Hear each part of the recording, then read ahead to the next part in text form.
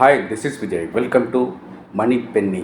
இது வந்து நம்மளுடைய ஒரு புதிய சேனல். இந்த சேனலில் வந்து மார்க்கெட் பற்றிய விஷயங்களையும் அப்டேட்களையும் ஸ்டாக் பற்றிய அப்டேட்களையும் தொடர்ந்து நம்ம ஒவ்வொரு வீடியோவில் பார்த்துட்டே இருக்க போகிறோம். இது வந்து ரொம்ப எளிமையாக எல்லோரும் புரிந்து கொள்ளக்கூடிய அளவில் இந்த வீடியோ இருக்கும்.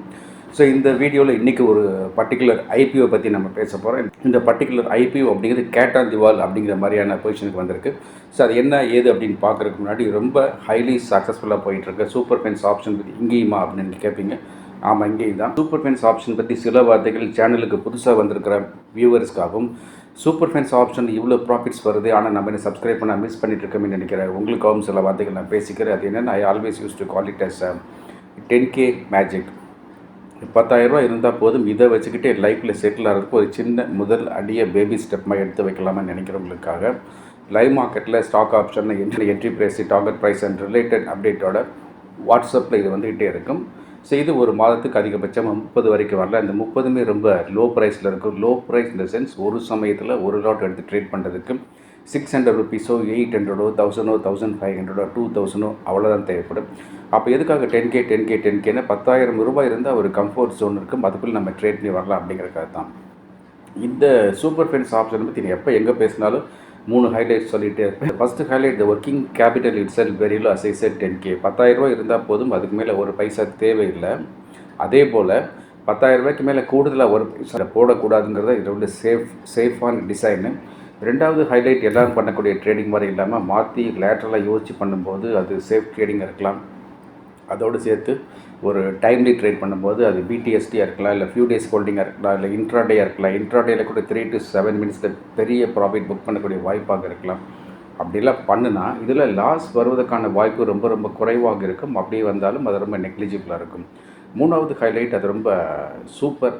ஸோ எல்லாருமே என்ன சொல்லுவாங்க அப்படின்னா, இந்த சூப்பர் ஃபென்ஸ் ஆப்ஷன் நல்லாவே இருக்குது, நல்ல ப்ராஃபிட்ஸ் இருக்குதுன்னு சொல்லுவாங்க. அதுவும் இந்த பழைய சப்ஸ்கிரைபர்ஸ்லாம் வந்து மறுபடியும் ஒவ்வொரு மாதம் சப்ஸ்கிரிப்ஷன் ரன் பண்ணிகிட்டே இருக்கிறாங்க. ஸோ இந்த சூப்பர் ஃபென்ஸ் ஆப்ஷனில் ஜாயின் பண்ணுறதுக்கான சப்ஸ்கிரிப்ஷன் 7,999 பெர் மந்த். ஸோ இந்த சப்ஸ்கிரிப்ஷன் இந்த ஜிபே, ஃபோன்பே, அமேசான் பே, பேடிஎம் வழியாக இந்த புல் ஸ்ட்ரீட்டோட வாட்ஸ்அப் நம்பரை மீட் பண்ணி உடனே இப்போவே ஜாயின் பண்ணிக்கலாம். இப்போவே ஜாயின் பண்ணுமா என்ன அவசரம் அப்படின்னு சில பேரில் யோசிக்கிறேன். But there is a ground reality always in the market. ஒரு மார்க்கெட்டில் ஒரு பர்டிகுலர் டேயில் ஒரு ஸ்பைட்டு மேஜிக்கல் மூமெண்ட்டு புதையல் மாதிரி வாய்ப்பு திடீர்னு தான் வெடிச்சு கிளம்பி வரும். அப்போ நம்ம சப்ஸ்கிரைப் பண்ணி உள்ளே இருந்தால் மட்டும்தான் அந்த வாய்ப்பை பயன்படுத்த முடியும். அதுக்காக சொல்கிறேன், வேறு எந்த உள்நோக்கம் கிடையாது. இந்த வீடியோ பார்த்து முடிஞ்சவொடனே நீங்கள் எல்லாருமே சூப்பர் ஃபென்ஸ் ஆப்ஷன் சப்ஸ்கிரைப் பண்ணி ஜாயின். சப்போஸ் உங்களால் ட்ரேடிங் பண்ணுறதுக்கு நேரம் இல்லை, நைட் ஷிஃப்ட்டில் ஒர்க் பண்ணுறீங்க, அல்லது ட்ராவல் பண்ணிகிட்டே இருக்கிறீங்க, அல்லது ஃபாரின் கண்ட்ரியில் எங்கேயோ ஏதோ ஒரு வேலை ஒர்க் பண்ணுறீங்க, அந்த டைம்ஸும் நம்ம இந்தியன் டைம்ஸ் வந்து மேட்ச் ஆகாமல் இருக்குது. அப்படிலாம் இருந்தால் ஷேர் மார்க்கெட்டில் போய் ட்ரேடிங்கே பண்ணாமல் எளிமையாக பணம் சம்பாதிப்பதற்கு ஏதாச்சும் ஒரு வழி இருக்கான்னு யோசிச்சு டிசைன் பண்ணுறது அந்த சூப்பர் ஃபென்ஸ் பென்னி அப்படின்னு. இந்த சூப்பர் ஃபென்ஸ் பென்னியில் ட்ரேடிங்கே கிடையாது. சின்ன சின்ன பென்னி ஸ்டாக்ஸ் 5 பைசாலேருந்து 29 ரூபா வரைக்கும் உள்ள விலைகளில் வாங்கி அப்படியே வச்சுக்க வேண்டியதான். ஸோ அது எப்போ ஏறுதோ வித் ப்ராஃபிட் பார்த்துக்கலாம். இந்த சூப்பர் ஃபென்ஸ் பென்னி ரொம்ப அமேசிங்காக போயிட்டுருக்கு. இந்த சூப்பர் ஃபென்ஸ் பென்னியில் ஜாயின் பண்ணுறதுக்கான சப்ஸ்கிரிப்ஷன் 7,999 பெர் மந்த். ஸோ எது வேணுமே சப்ஸ்கிரைப் பண்ணிக்கோங்க. சூப்பர் ஃபென்ஸ் ஆப்ஷன் நல்லாவே போயிட்டுருக்கு. சூப்பர் ஃபென்ஸ் பென்னி அதோட நல்லா போயிட்டுருக்கு. இப்போ நம்ம இந்த வீடியோவில் போய் நான் சொன்னேன் அந்த ஐபிஓ கேட் ஆன் தி வால் அப்படின்ற பொசிஷனுக்கு வந்த ஐபிஓ இது வந்து HDB ஃபினான்ஷியல் சர்வீசஸ் அப்படிங்கிற HDFC பேங்க்கோட சப்சிடரி அந்த ஐபிஓ தான். ஸோ இந்த ஐபிஓ வந்து ரொம்ப காலம் எல்லாரும் எதிர்பார்த்துட்டே இருந்தாங்க, வந்துடும்னு. ஏன்னா இது வந்து ஒரு அப்பர் லேயர் NBFCயாக இருக்குது. அப்பர் லேயர் NBFCயில் லிஸ்ட் பண்ண சொல்லி கண்டிஷன் போடுறாங்க, செப்டம்பருக்குள்ளே லிஸ்ட் பண்ணோம் அப்படின்னு. ஸோ இது வந்து இந்த ஜூன் எண்டு ஜூலையில் இந்த ஐபிஓ வருது. ஸோ இதில் என்ன ஆகிப்போச்சு அப்படின்னா, ரொம்ப விசித்திரம். சாதாரணமாக ஒரு ஐபிஓ அனௌன்ஸ் பண்ணாங்கன்னா அதுக்கு வந்து ஒரு பாட்டம் ப்ரைஸு, ஒரு சீலிங் ப்ரைஸ் இருக்கும். ஆனால் இந்த சீலிங் ப்ரைஸை தாண்டி ஹை ப்ரீமியமில் கிரே மார்க்கெட்னு சொல்லக்கூடிய அன்லிஸ்டட் மார்க்கெட்டில் வந்து அது ட்ரேட் ஆகிட்டு இருக்கும்.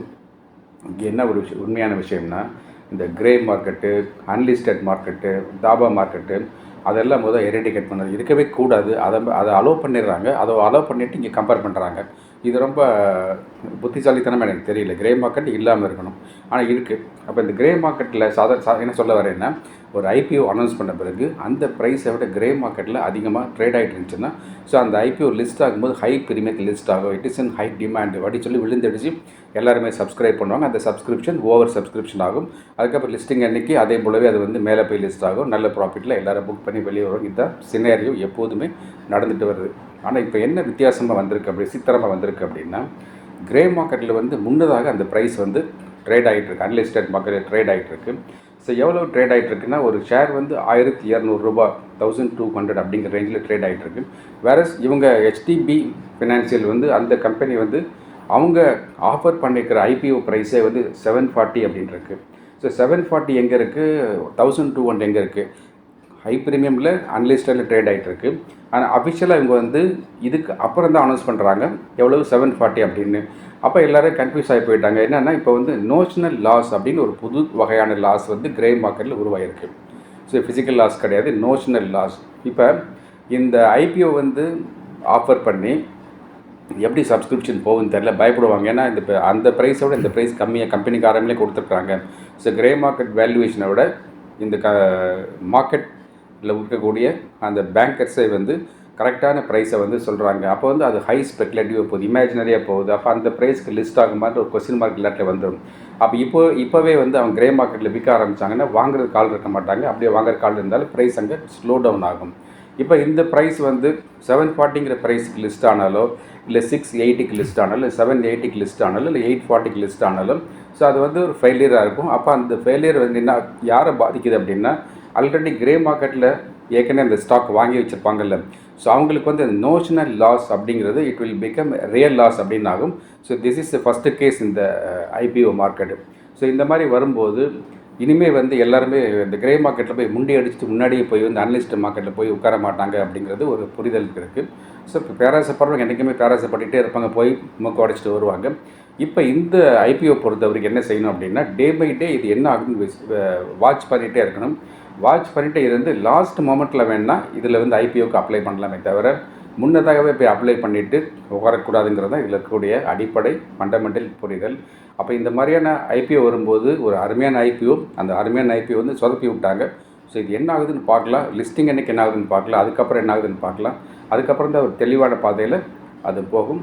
ஸோ தொடர்ந்து உங்களுக்கான இன்ட்ரெஸ்டிங் அப்டேட் நான் கொடுத்துட்ருக்கேன். அதே போல் வந்து சரியான டிமேட் அக்கௌண்ட் வேணும் அப்படின்னா, சரியான ட்ரேடிங் அக்கௌண்ட் வேணும் அப்படின்னா, அதுக்கான லிங்க்கு உங்களுக்கு வேணும்னா நம்மளுடைய வாட்ஸ்அப் நம்பருக்கு, இந்த கீழே தெரிகிற வாட்ஸ்அப் நம்பருக்கு ஹாய் டிமேட்னு ஒரு எஸ்எம்எஸோ இல்லை வாட்ஸ்அப்லேயே அனுப்புங்க.